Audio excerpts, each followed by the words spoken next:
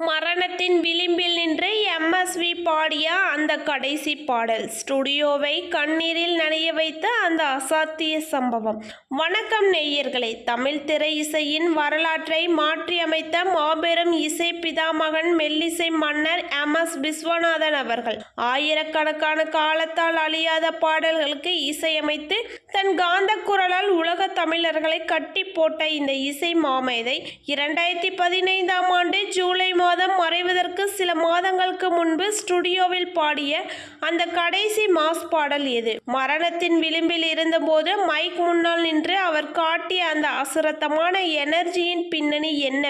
அதை பற்றி தான் நாம் இன்று விரிவாக பார்க்க போகிறோம். அது 2010ஆம் ஆண்டு காலகட்டம். 2010களில் மத்தியில் மெல்லிசை மன்னர் எம்.எஸ். விஸ்வநாதன் அவர்களுக்கு வயது 80ஐ தாண்டிவிட்டது.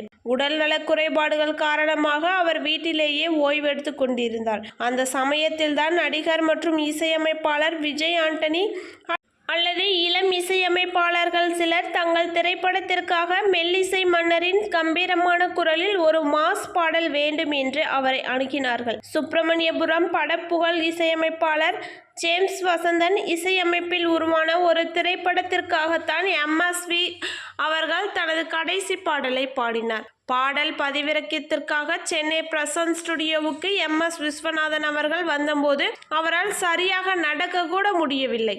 இருவர் பிடித்து கொண்டுதான் அவரை மைக் முன்னால் கூட்டி வந்தார்கள்.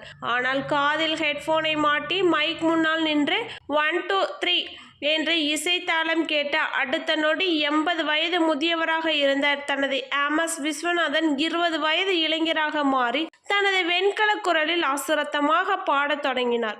பாடலின் வரிகள் வாழ்க்கையின் தத்துவத்தையும் மனித மனதின் நம்பிக்கையையும் சொல்லும் விதமாக அமைந்திருந்தன. பாடலின் ஒவ்வொரு வரியையும் அவர் பாடி முடித்தபோது ஒளிப்பதிவு கூட்டத்தில் இருந்த இளம் இசையமைப்பாளர்களும் பொறியாளர்களும் அவரது எனர்ஜியை பார்த்து மிரண்டு போனார்கள். பாடல் பதிவாகி முழுமையாக முடித்துவிட்டு மைக் முன்னாடி நின்று கொண்டிருந்த எம்.எஸ்.வி இசைதான் என் மூச்சு, அது நின்றால் என் மூச்சும் நின்றுவிடும் என்று புன்னகையோடு கூறினார். அந்த பாடல் வெளியாகி சில மாதங்களிலேயே மெல்லிசை மன்னர் எம்.எஸ். விஸ்வநாதன் அவர்கள் நம்மை விட்டு பிரிந்தார். அவர் மறைவுக்கு பிறகு அந்த பாடல் திரையில் ஒலித்தபோது தமிழ் திரையுலகமே அவரது குரலை கேட்டு அஞ்சலி செலுத்தியது. தமிழ் சினிமாவின் இசை வரலாற்றில் அழியாத முத்திரையாக மாறிய இந்த நெஞ்சை உலுக்கும் சுவாரஸ்யமான பொற்கால வரலாற்று பதிவு எம்.எஸ்.வியின் வாழ்க்கை வரலாறு உங்களுக்கு பிடித்திருந்தால் இந்த வீடியோவுக்கு ஒரு லைக் பண்ணுங்க. அது மட்டும் இல்லாமல் நமது சேனலை சப்ஸ்கிரைப் பண்ணி பெல் ஐக்கானை கிளிக் பண்ணுவதன் மூலம் நீங்கள் தினம் சம்பந்தமான செய்திகளை உடனுக்குடன் தெரிந்து கொள்ள முடியும். நன்றி, வணக்கம்.